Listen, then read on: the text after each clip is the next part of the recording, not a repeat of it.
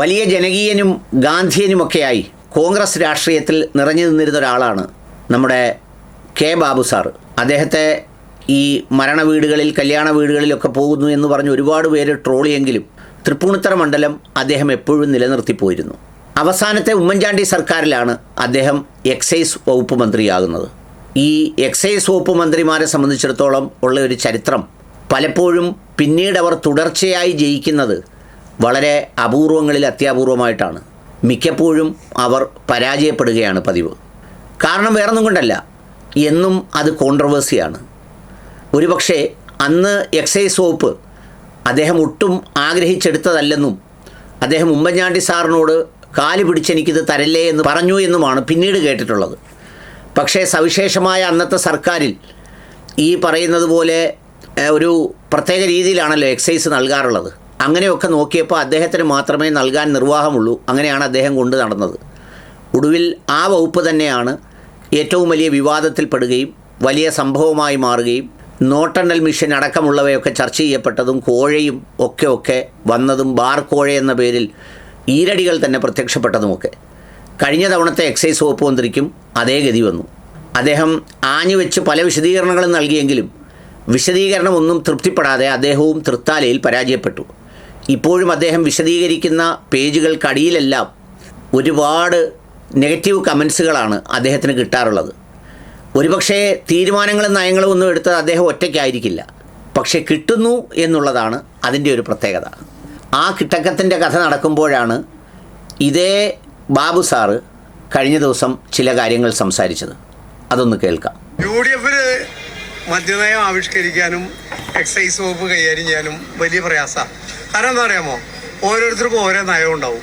ഓരോ വാളെടുത്തവരെല്ലാം വെളിച്ചപ്പാടെന്ന് പറയുന്ന പോലെ ഇതിനകത്ത് എല്ലാവർക്കും പറയാം. ഇപ്പം LDF ഇതെല്ലാം തീരുമാനിച്ചിട്ട് ഈ സമയം ഞങ്ങൾ വെട്ടിച്ചുരുക്കിയത് അവർ പഴയ നിലയിലേക്ക് കൊണ്ടുവന്നു. അവർ ബാർ ഹോട്ടലുകളെല്ലാം തുറന്നു, പുതിയ ഹോട്ടലുകളെല്ലാം വന്നു.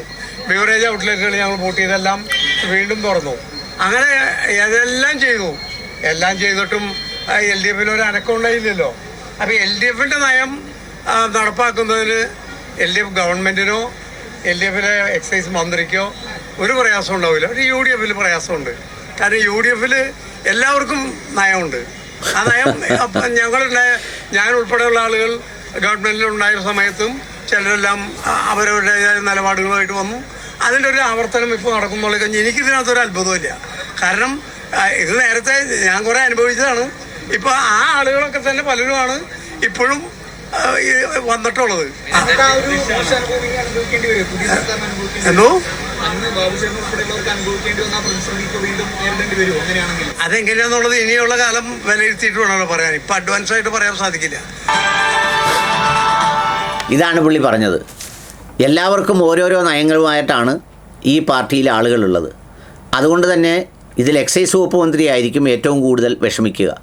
എക്സൈസ് വകുപ്പ് ഏൽപ്പിച്ചിരിക്കുന്നത് M. ലിജു എന്ന് പറയുന്ന വളരെ സുതാര്യമായ വ്യക്തിത്വത്തിൻ്റെ ഉടമയായ, അഴിമതിരഹിതമായ പ്രവർത്തനത്തിൻ്റെ ഉടമയായ M. ലിജുവിനെയാണ്. ആ ലിജുവിൻ്റെ നേർക്കാവും ഈ ചോദ്യങ്ങളൊക്കെയും ഉണ്ടാവുക എന്ന സൂചനയാണ് പുള്ളി നൽകുന്നത്. ഇവിടെ ഈ മദ്യനയത്തിനെതിരെ VM സുധീരൻ അടക്കമുള്ളവർ രംഗത്ത് വന്നതിനെ പരാമർശിച്ചുകൊണ്ടാണ് പുള്ളി ഇത് പറഞ്ഞത്. അന്നും ഇതേ സുധീരൻ സാർ തന്നെയായിരുന്നു ഈ പറഞ്ഞ കെ ബാബുവിനും ഉമ്മൻചാണ്ടിക്കുമൊക്കെ എതിരെ, അന്ന് KPC പ്രസിഡന്റ് കൂടിയായിരുന്നു അദ്ദേഹം, ഈ കാര്യമാണ് സൂചിപ്പിക്കുന്നത്. അപ്പോൾ പൊതുവായ ഒരു നയങ്ങളില്ലാതെ വരുന്നതുകൊണ്ട് ഏറ്റവും കൂടുതൽ താൻ അനുഭവിക്കേണ്ടി വരുന്ന വിഷമം കൂടിയാണ് കെ ബാബു തുറന്നു പറയുന്നത്. അദ്ദേഹം ഇപ്പോൾ മത്സരിച്ചില്ല, MLA അല്ല, ഇലക്ഷൻ രാഷ്ട്രീയത്തിൽ നിന്ന് താൻ വിടുകയാണെന്ന് സ്വയം പ്രഖ്യാപിച്ച് മാറിയ ഒരു കോൺഗ്രസിലെ അപൂർവമായ തീരുമാനങ്ങളിൽ ഒന്നുകൂടിയായിരുന്നു അദ്ദേഹത്തിൻ്റേതെന്നുള്ളതും ഒരു പ്രത്യേകതയാണ്.